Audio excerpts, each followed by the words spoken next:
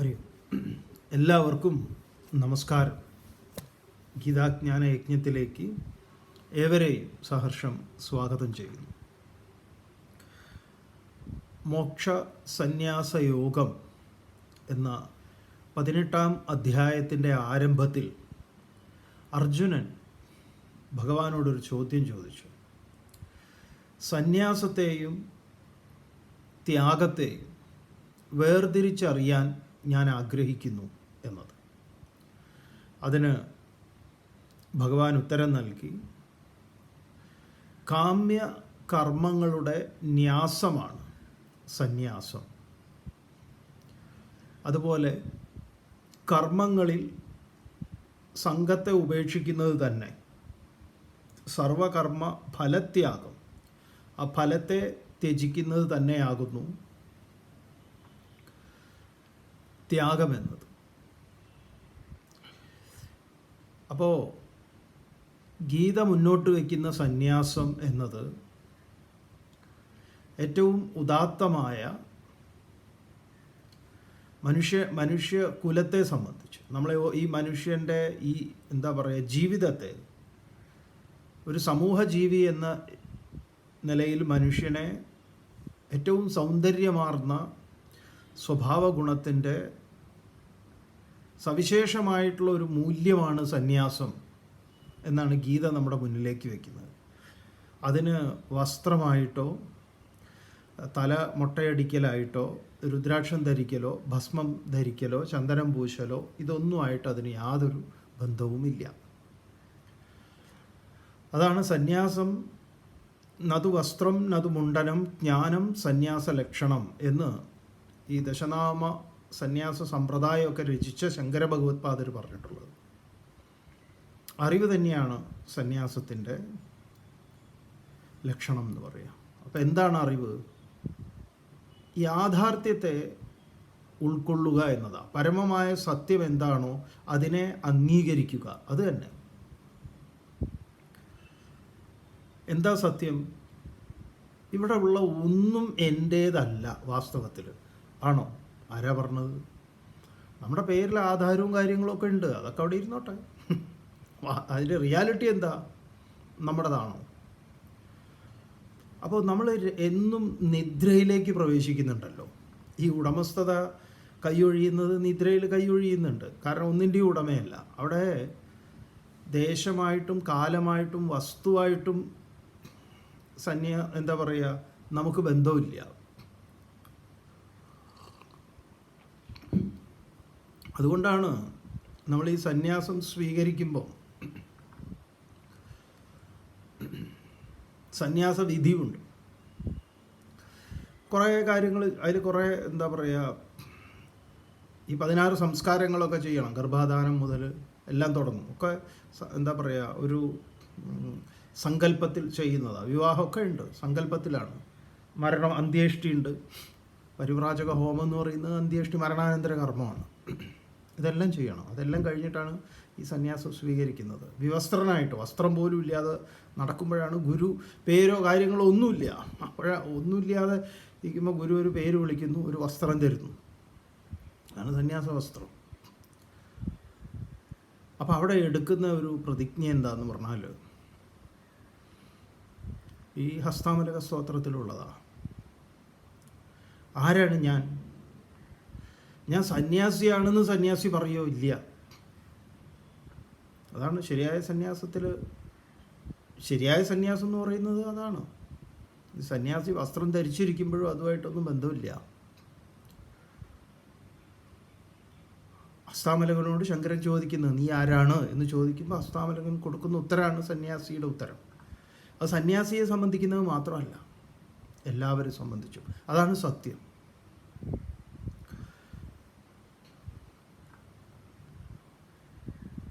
ഈ നമ്മുടെ ആധുനിക റാപ്പ് കവി ഉണ്ടല്ലോ, വേടൻ, ഞാൻ പൊലയനല്ല നീ ബ്രാഹ്മണനും അല്ല എന്നൊക്കെ പറയുന്നത് ഹസ്താമലക സ്തോത്ര വേറൊരു വിധത്തിൽ പറഞ്ഞാൽ. പിന്നെ അവസാനം പറയുന്നില്ല. അവസാനം പറയുന്നതിന് പകരം ഇവിടെ നല്ലൊരു വാക്ക് ഉപയോഗിക്കുന്നുണ്ട്. എന്താ ഹസ്താമലകം പറയുന്നത്? നാഹം മനുഷ്യോ ന ച ദേവയക്ഷോ ന ബ്രാഹ്മണ ക്ഷത്രിയ വൈശ്യശൂദ്ര ന ബ്രഹ്മചാരി ന ഗൃഹീവനസ്ഥഃ ന ഭിക്ഷുർന ചാഹം നിജബോധരൂപഃ. അഹം നാഹം ന അഹം മനുഷ്യ. മനുഷ്യൻ എന്നതിനോടും എനിക്ക് എന്തില്ല, സംഘമില്ല. അതൊരു സംഘമാണ്. ഞാൻ മനുഷ്യൻ എന്ന് പറയുമ്പോൾ ഇവിടെ വിഭജിക്കാൻ മൃഗങ്ങളുണ്ട്, മറ്റു പലതുമുണ്ട്. അതുമല്ല ഞാൻ. നാഹം മനുഷ്യോ. ഇനി ഇതല്ല വല്ല ദേവനാണ്, അങ്ങനെ അതിൽ കൂടിയ കേസുകളൊക്കെയാണ് എങ്കിൽ അതുമല്ല. ന ദേവ യക്ഷ കിന്നര ഇത്യാദികളൊന്നുമല്ല.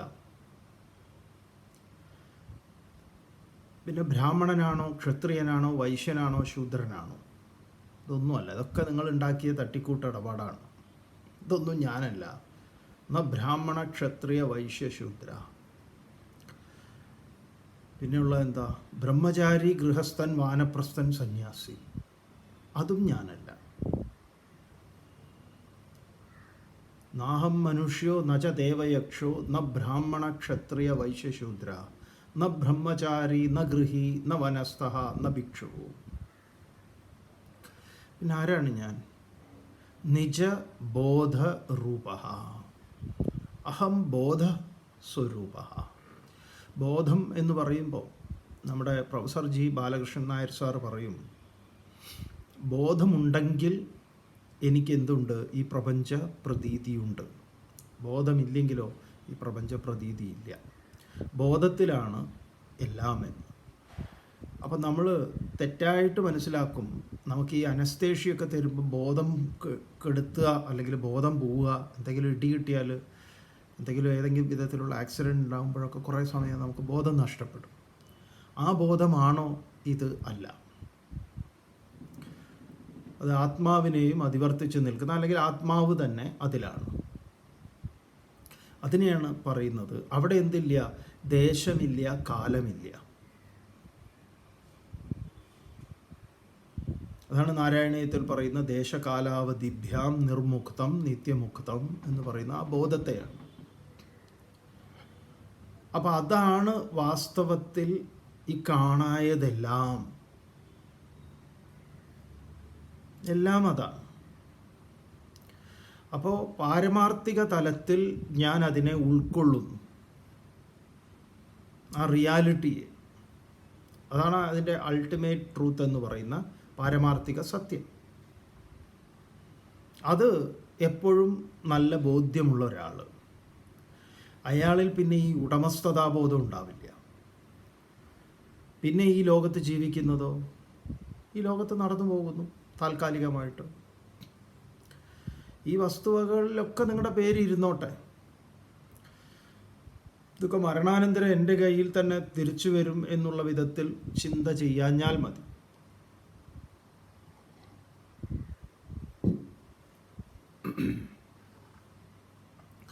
ഇതാണ് ഇവിടെ ഭഗവാൻ പറഞ്ഞു വെച്ചത്. തുടർന്ന് ഭഗവാൻ പറയുന്നു 3-ാമത്തെ ശ്ലോകത്തിൽ,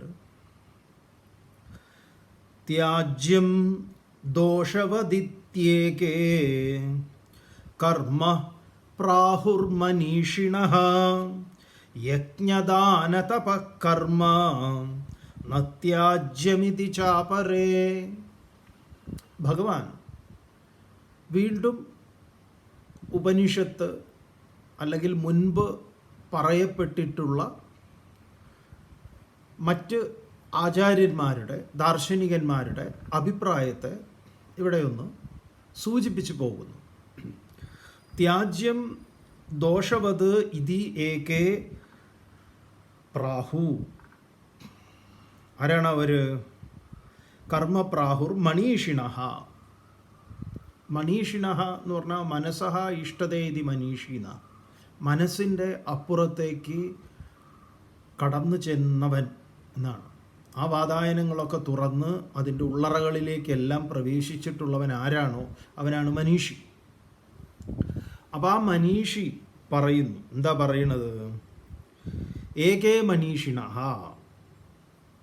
ഒരു കൂട്ടർ പറയുന്നു, ദോഷവത് കർമ്മ ത്യാജ്യം. ഈ ദോഷമുള്ള കർമ്മം അത് പൂർണ്ണമായി ഉപേക്ഷിക്കേണ്ടതാണ് എന്നതാണ് അഭിപ്രായം. അതാരുടെ അഭിപ്രായമാണ്? എൻ്റെ അഭിപ്രായമല്ല, ചിലർ അങ്ങനെ പറയുന്നു. പറയുന്നതാണ്. ചില മനീഷികൾ, ജ്ഞാനികൾ പറയുന്നു, ദോഷമുള്ള കർമ്മങ്ങളെ മൊത്തത്തിൽ അങ്ങോട്ട് ഉപേക്ഷിച്ചേക്കാം. ദോഷമുള്ള കർമ്മങ്ങൾ എന്താണ്? ഉപേക്ഷിക്കപ്പെടേണ്ടതാണ്. അങ്ങനെ ദോഷമുള്ള കുറേ കർമ്മങ്ങളുണ്ടാവും. അതെന്ത് ചെയ്യരുത്? അതിനെ സ്വീകരിക്കരുത് എന്ന് ഒരു കൂട്ടം മനീഷികൾ. അവരെ മറ്റൊരു കൂട്ടർ പറയുന്നു, യജ്ഞ ദാന തപ കർമ്മ ന ത്യാജ്യം ഇതി ച പ്രാഹു. യജ്ഞം, ദാനം, തപസ്, ഇത് മൂന്നും ഒരു കാരണവശാലും ഉപേക്ഷിക്കരുതെന്ന് മറ്റൊരു കൂട്ടരും പറയുന്നു. അതുകൊണ്ട് അർജുന, അപ്പം എന്നാൽ ഭഗവാനെ അങ്ങയുടെ അഭിപ്രായം എന്താ? അങ്ങയുടെ അഭിപ്രായമാണ് എനിക്ക് അറിയേണ്ടത്. ഓരോരുത്തരും ഓരോന്ന് പറയുന്നുണ്ട്, പറയട്ടെ. അങ്ങെന്താ പറയണത്? പറയൂ. ഭഗവാൻ പറയുന്നു, നിശ്ചയം ശൃണു മേ തത്ര ത്യാഗേ ഭരതസത്തമാ ത്യാഗോ ഹി പുരുഷവ്യാഘ്ര ത്രിവിധ സംപ്രകീർത്തിതഃ. ഭഗവാൻ അർജുനോട് പറയുന്നു, നിശ്ചയം ശൃണുമേ തത്ര ത്യാഗേ ഹേ ഭരതസത്തമാ ത്യാഗഃ ഹി ഹേ പുരുഷവ്യാഘ്ര ത്രിവിധ സംപ്രകീർത്തിതഃ. രണ്ട് സംബോധനകളാണ് ഭഗവാൻ ഇവിടെ അർജുനനെ ചെയ്യുന്നത്. ഭരതസത്തമ, പുരുഷവ്യാഘ്ര. ഭരതസത്തമൻ, ഹേ ഭാരത എന്ന് വിളിക്കുന്നത് പോലെ തന്നെ ഭരതകുലോത്തമ, ഭരതശ്രേഷ്ഠ എന്നുള്ള വലിയ ഒരു ദേശീയതയുമായിട്ട് ബന്ധിപ്പിച്ചുകൊണ്ട് പറയുകയാണ്. ആ കുലവും എല്ലാം ഉണ്ട് ഇതിൽ ഏതിൽ? തത്ര, അവിടെ, ഇവിടെ, ഈ സന്യാസത്തിൽ, സന്യാസമാകുന്ന ത്യാഗത്തിൽ. അപ്പോൾ ഇവിടെ ഇനി സന്യാസ ശബ്ദം കേൾക്കുമ്പം ഈ പറഞ്ഞ കാവി, രുദ്രാക്ഷം ഒന്നും നിങ്ങളുടെ മനസ്സിലേക്ക് വരേണ്ടതില്ല. അത് വന്നാൽ നിങ്ങൾ പെടും. അതുകൊണ്ടാണ് ഈ കാവി ചുറ്റി നടക്കുന്ന, അതുകൊണ്ടാണ് നമുക്ക് ഈ സംശയങ്ങൾ ഉണ്ടാവുന്നത്. ആ സന്യാസി, ഈ സന്യാസി എന്നൊക്കെ ഉള്ളത്. അപ്പോൾ ഇതിൽ നിന്ന് സന്യാസം സ്വീകരിക്കുക. തത്ര, ഈ വിഷയത്തിൽ, ഈ സന്യാസത്തിൽ, ത്യാഗേ മേ നിശ്ചയം ശൃണു, ഇതിനെ സംബന്ധിക്കുന്ന എൻ്റെ നിശ്ചയത്തെ കേട്ടാലും, എൻ്റെ കൃത്യമായ അഭിപ്രായം നീ മനസ്സിലാക്കിയാലും. അപ്പം മറ്റു രണ്ട് അഭിപ്രായങ്ങൾ ഭഗവാൻ ഇവിടെ അവതരിപ്പിച്ചു. നീ എന്നിൽ നിന്ന് കേട്ടാൽ നിശ്ചയം ശൃണു, ഹേ പുരുഷവ്യാഘ്ര, അല്ലയോ പുരുഷശ്രേഷ്ഠ. എന്താണ് ത്യാഗ? ഈ ത്യാഗം, ഈ സന്യാസം, ത്രിവിധ സംപ്രകീർത്തിത, ഇത് 3 വിധമെന്ന് പറയപ്പെട്ടിരിക്കുന്നു. സന്യാസത്തിൻ്റെ 3 തലങ്ങളെ, ത്യാഗത്തിൻ്റെ 3 തലങ്ങളെ ഭഗവാൻ അർജുനന് പരിചയപ്പെടുത്തുന്നു. അപ്പോൾ മുൻപ് പറഞ്ഞത്, ഇങ്ങനെ ജ്ഞാനികളായിട്ടുള്ള ആളുകൾ പറയപ്പെടുന്നു. എന്താ പറയുന്നത്? യജ്ഞവും ദാനവും തപസ്സും ഉപേക്ഷിക്കരുത്. അതുപോലെ ത്യാജ്യങ്ങളായ കർമ്മങ്ങളുണ്ട്, അതിനെ ഉപേക്ഷിക്കപ്പെടേണ്ടതാണ്. ആ കർമ്മങ്ങൾ, അത്തരം കർമ്മങ്ങൾ കർമ്മങ്ങളെ മൊത്തത്തിലെ ഉപേക്ഷിക്കപ്പെടേണ്ടതാണ് എന്ന് പറഞ്ഞു. എന്നാൽ നീ, ഞാൻ പറയുന്നത്, എൻ്റെ അഭിപ്രായത്തെ നീ കേട്ടാലും. ഇനി ആ ത്യാഗത്തെക്കുറിച്ച്, സന്യാസത്തെക്കുറിച്ച് ഭഗവാൻ പറയുന്നു 5-ാമത്തെ ശ്ലോകത്തിൽ. യജ്ഞദാനതപകർമ്മ ന ത്യാജ്യം കാര്യമേവ തത് യജ്ഞോ ദാനം തപശ്ചൈവ പാവനാനി മനീഷിണാം. വളരെ പ്രധാനപ്പെട്ടതാണ്. യജ്ഞം, ദാനം, തപസ്. യജ്ഞദാന തപഃ കർമ്മ. യജ്ഞവും ദാനവും തപസ്സും ന ത്യാജ്യം, ത്യജിക്കാനുള്ളതല്ല. ത്യജിക്കാൻ ന ത്യാജ്യം, അത് ത്യജിക്കരുത്. അപ്പോൾ ഇവിടെ യജ്ഞവും ദാനവും തപസ്സും ഒരു കാരണവശാലും ത്യജിക്കാൻ പാടുള്ളതല്ല. അതെന്തുകൊണ്ടാണ് ഭഗവാൻ ഇവിടെ പറയുന്നത്? യജ്ഞദാന തപ കർമ്മ ന ത്യാജ്യം തത് കാര്യം ഏവ, അത് ചെയ്യേണ്ടത് തന്നെയാണ്. എന്തുകൊണ്ടെന്നാൽ യജ്ഞദാനം തപ, യജ്ഞവും ദാനവും തപസ്സും മനീഷിണാം പാവനാനിയേവ, മനീഷികൾക്ക് ഏറ്റവും ഉത്കൃഷ്ടമായിട്ടുള്ളതാണ്, ശ്രേഷ്ഠമായിട്ടുള്ളതാണ് എന്ന് അവർ പറയപ്പെടുന്നു. അവരാൽ അങ്ങനെ ഒരു അഭിപ്രായമുണ്ട്. അപ്പം യജ്ഞം, ദാനം, തപസ്. യജ്ഞം, ദാനം, കർമ്മ, യജ്ഞദാന തപകർമ്മ ഇത്യാദികളൊന്നും ഉപേക്ഷിക്കപ്പെടാൻ പാടില്ല. അപ്പം ഈ 18-ാം അധ്യായത്തിൽ എത്തി നിൽക്കുമ്പോൾ വീണ്ടും അപ്പം ഈ യജ്ഞം എന്താണ്? കാരണം നമ്മൾ ഇത്രയൊക്കെ കേട്ടിട്ടുണ്ടേ, വീണ്ടും നമ്മൾ തുടങ്ങും ഇഷ്ടിക നിരത്തി ഓരോ യജ്ഞം എന്നുള്ള പരിപാടി. അതുകൊണ്ടാണ് ഈ 18-ാം അധ്യായം, 2-ാം അധ്യായം ഭഗവാൻ അശോച്യാൻ അന്വശോചസ്ത്വം മുതൽ എന്തൊക്കെയാണോ പറയപ്പെട്ടിട്ടുള്ളത് 17-ാം അധ്യായം വരെ, അതിനെ വീണ്ടും ഒരു റിവിഷനായി എടുത്ത് അതിനെ വളരെ മനോഹരമായി അസന്നിഗ്ധമായി പ്രഖ്യാപിച്ച് മുന്നോട്ട് പോകുന്നതാണ്. അപ്പം നമ്മൾ വീണ്ടും ശങ്കരൻ തെങ്ങുമല് എന്ന് പറഞ്ഞ പോലെ ഇരുന്നാലോ? അത് ശരിയാവില്ല. അപ്പം യജ്ഞം എന്ന ശബ്ദം കേൾക്കുമ്പോൾ തന്നെ നമ്മളിൽ നിന്ന് നേരത്തെ പറഞ്ഞതുപോലെ സന്യാസം എന്ന് ഗീതയിൽ നിന്ന് മനസ്സിലാക്കുമ്പോൾ പിന്നെ കാവി, രുദ്രാക്ഷം ഇത്യാദികൾക്കൊന്നും അതിനൊരു ബന്ധവുമില്ല.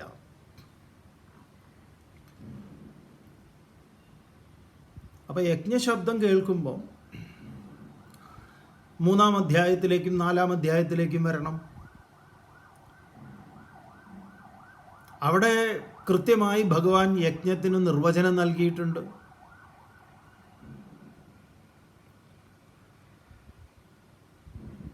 യജ്ഞത്തിൽ നിന്ന് അന്യമായ കർമ്മങ്ങളെക്കുറിച്ച് തന്നെ പറയുന്നുണ്ട്. എന്താണ്? യജ്ഞാർത്ഥാത് കർമ്മണോന്യത്ര ലോകോയം കർമ്മബന്ധന. 3-ാം അധ്യായം 9-ാമത്തെ ശ്ലോകം എടുത്തോളൂ. യജ്ഞാർത്ഥാത് കർമ്മണോന്യത്ര ലോകോയം കർമ്മബന്ധന തദർത്ഥം കർമ്മ കൗന്ദേയ മുക്തസംഗ സമാചര. വളരെ പ്രധാനപ്പെട്ടൊരു ശ്ലോകമാണ്. ചെറുതായിട്ട് പറഞ്ഞു പോവുക. കാരണം 3ഉം 4ഉം നിങ്ങൾ വീണ്ടും അനുസന്ധാനം ചെയ്താലാണ് ഈ യജ്ഞപ്രകരണം. 4-ാം അധ്യായം മുഴുവൻ യജ്ഞം തന്നെയാണ്.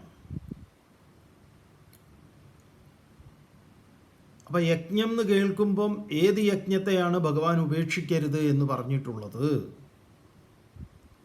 അവിടെ സ്ഥിരീകരണം ഉണ്ടാവണം. അപ്പം യജ്ഞാർത്ഥാത് കർമ്മണോന്യത്ര ലോകോയം കർമ്മബന്ധന. ഈ യജ്ഞാർത്ഥാത് യജ്ഞഭാവേനയുള്ള കർമ്മം,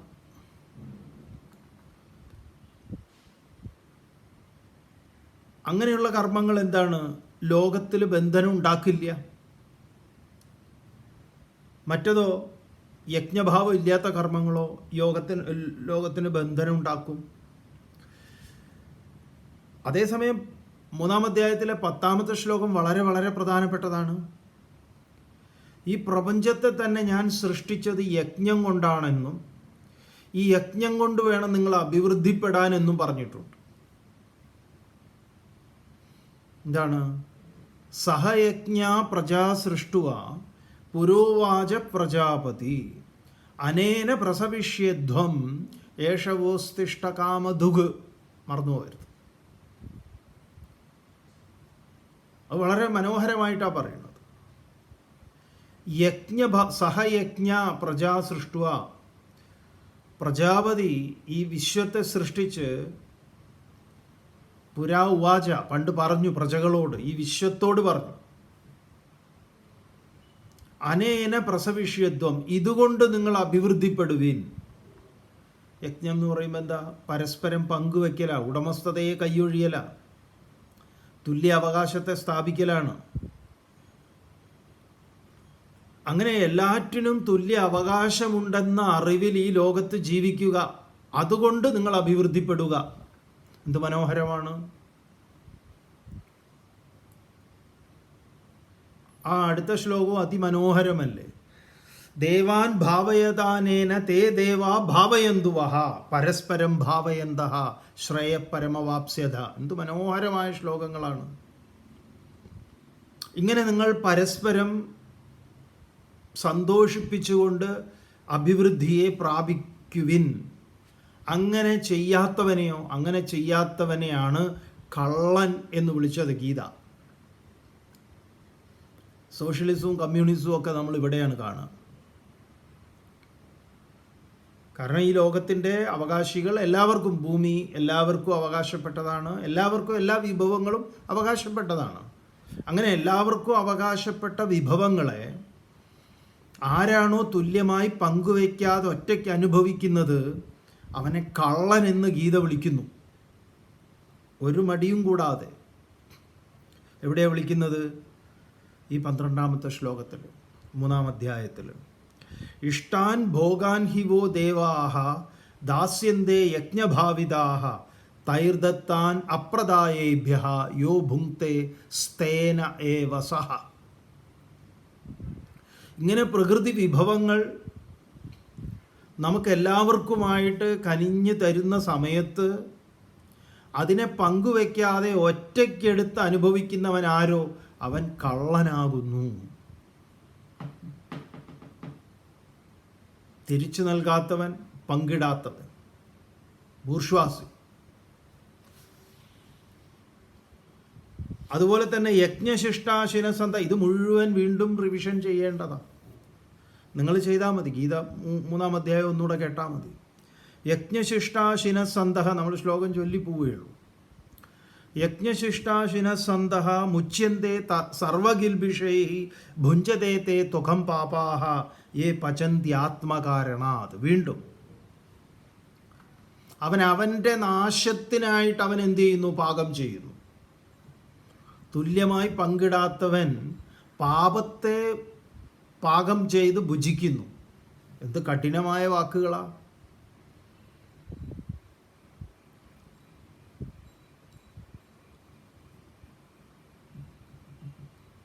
അങ്ങനെയാണ് അന്നാത് ഭവന്തി ഭൂതാനി പർജന്യാത് അന്ന സംഭവഃ യജ്ഞാത് ഭവതി പർജന്യഃ യജ്ഞകർമ്മ സമുദ്ഭവം കർമ്മ ബ്രഹ്മോദ്ഭവം വിദ്ധി ബ്രഹ്മാക്ഷര സമുദ്ഭവം തസ്മാത് സർവഗതം ബ്രഹ്മ നിത്യം യജ്ഞേ പ്രതിഷ്ഠിതം. അപ്പോൾ ഈ യജ്ഞശബ്ദത്തെ ഗീത ഇത്രയും മനോഹരമായിട്ട് ഗംഭീരമായിട്ട് 3-4 അധ്യായങ്ങളിൽ വിസ്തരിച്ച് അതിമനോഹരമായി പറഞ്ഞ് 18-ാം അധ്യായത്തിലെത്തി യജ്ഞത്തെക്കുറിച്ച് പറയുമ്പം വീണ്ടും ഏതോ ആൾക്കാർ, കുറച്ച് പേര് ഇഷ്ടിക നിരത്തി കാവി കൊടിയൊക്കെ നിരത്തി വെച്ച് പിരിവിട്ട് നടത്തുന്ന യജ്ഞമാണ് എന്ന് നിങ്ങൾ മനസ്സിലാക്കിയാൽ ശങ്കരൻ എഗെയിൻ തെങ്ങുമ്മല്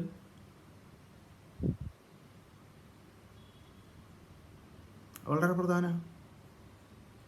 അതുകൊണ്ട് യജ്ഞം, ദാനം, ദാനത്തെക്കുറിച്ച് നമ്മൾ പറഞ്ഞു. സ്വസ്വത്വ നിവൃത്തി പരസ്വത്വ ആപാദനം ദാനം.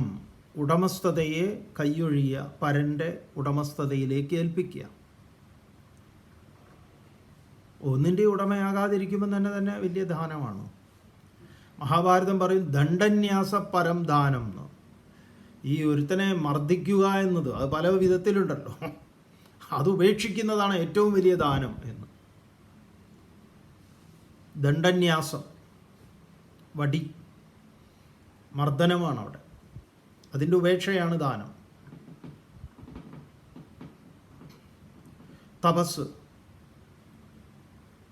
വിപരീതങ്ങളെ അനുകൂലമാക്കുക എന്ന് പറഞ്ഞു കഴിഞ്ഞാൽ അതിനോട് വിപരീതമായിട്ട് പ്രതികരിക്കാതിരിക്കുക. ഇത് മൂന്നും, യജ്ഞവും ദാനവും തപസ്സും, ഈ കർമ്മങ്ങൾ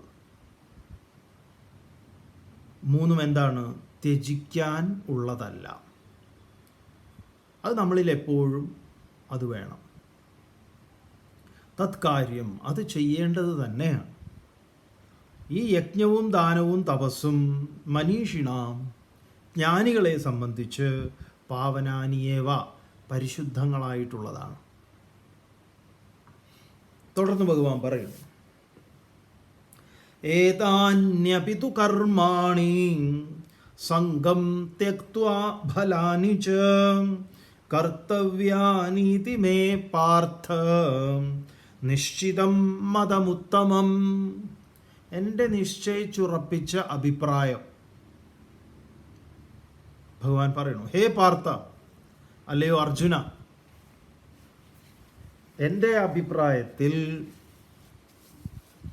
ഏതാനി കർമാണി, ഈ കർമ്മങ്ങൾ പോലും സംഘം ഫലം ച ത്യക്തുവ, ഇതൊക്കെ തന്നെ സംഘത്തെയും ഫലത്തെയും ത്യജിച്ചുകൊണ്ട് ചെയ്യപ്പെടേണ്ടതാണ്. ഞാനെന്നും എൻ്റേതെന്നും, അഹമേഷാം മമ ഏതേ, ഇത് രണ്ടും ഉപേക്ഷിച്ചുകൊണ്ട് ചെയ്യപ്പെടേണ്ടതാണ്. അങ്ങനെ ഫലം ച ത്യക്ത്വ, ത്യജിച്ചിട്ട് കർത്തവ്യാനി, ചെയ്യപ്പെടേണ്ടതാണ്. ഇതിമേ നിശ്ചിതം ഉത്തമം മതം, ഇതാണ് എൻ്റെ നിശ്ചയിച്ചുറപ്പിച്ച അഭിപ്രായം. അതുകൊണ്ട് എൻ്റെ അഭിപ്രായം ഇതാണ്. ഇതിലെന്താണ് ഉപേക്ഷിക്കേണ്ടത് ഭഗവാന്റെ അഭിപ്രായത്തിൽ? സംഘം ഫലം, ആ ആസക്തിയെ, അത് നമ്മൾ ഉപേക്ഷിക്കേണ്ടതാണ്.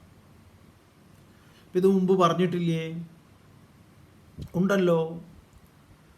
കർമ്മത്തെ സംബന്ധിക്കുന്ന ചതുസൂത്രി എന്ന് പറയുന്ന വളരെ പ്രധാനപ്പെട്ട നിയമം 2-ാം അധ്യായത്തിൽ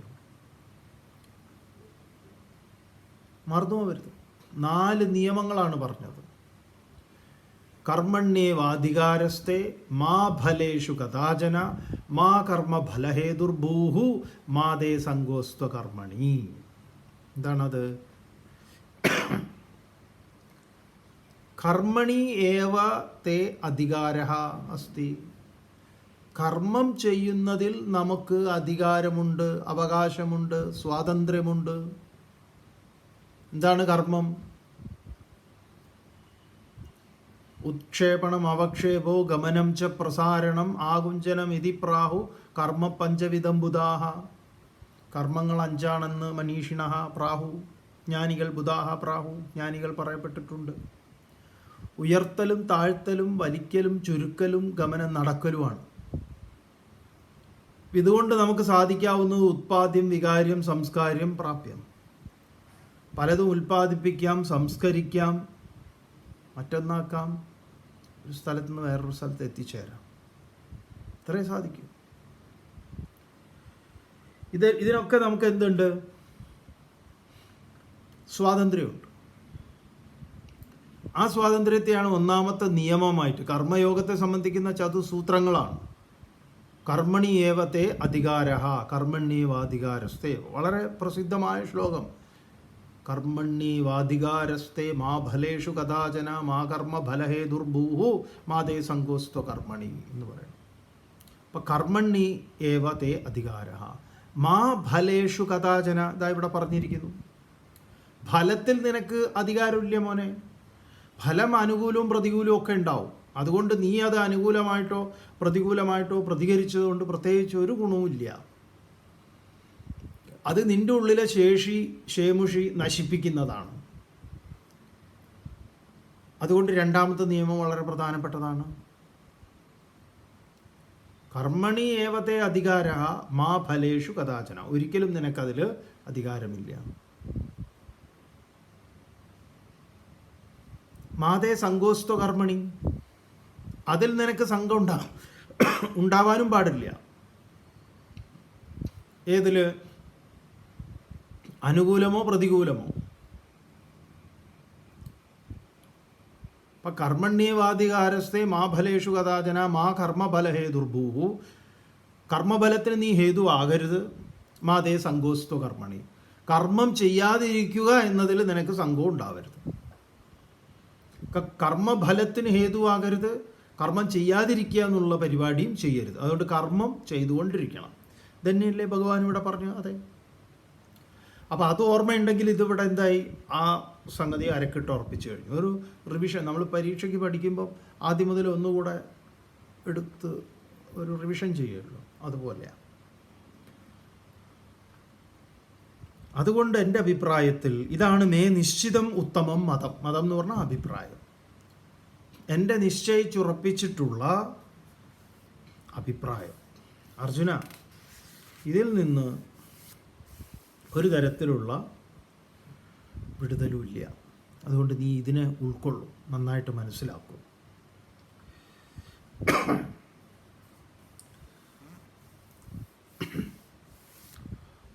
തുടർന്ന് വരുന്ന ഭാഗം നമുക്ക് നാളെ കാണാം.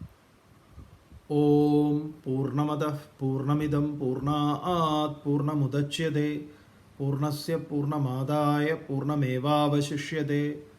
ഓം ശാന്തി ശാന്തി ശാന്തി.